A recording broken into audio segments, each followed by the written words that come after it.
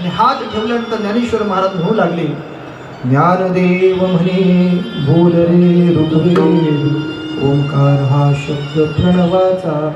आणि मग ज्ञानेश्वर महाराजांनी हात ठेवल्याबरोबर तो रेडा ऋग्वेद बोलू लागला.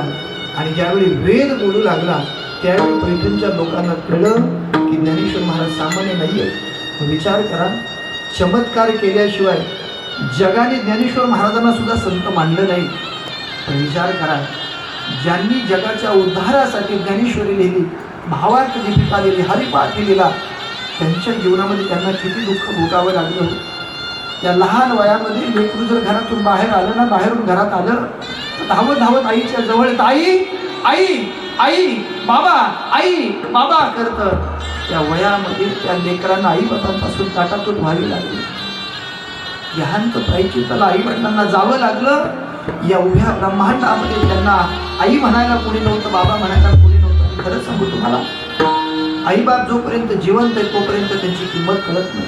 ज्या क्षणाला ते या नजरे आड होतात ना, त्यावेळी आपल्या जीवनामध्ये आपली आई काय, आपला बाप काय कळतं हो. ऐका, सामान्य माणसाच्या जीवनातली गोष्ट सोडा, ब्रह्मांडाच्या मालकाचं ज्यावेळी लग्न झालं त्यावेळी सीता मातेचं भगवंताशी लग्न होत असताना जनक महाराज लग्नाची तयारी करतात तिकडे मिथिलेमध्ये. आणि मिथिलेमध्ये तयारी करत असताना सगळी तयारी झाली, थाटामाटामध्ये लग्नाची सोहळा झाला. आणि आता लग्न लागल्यानंतर वऱ्हाड निघणार. ती वरात निघाली.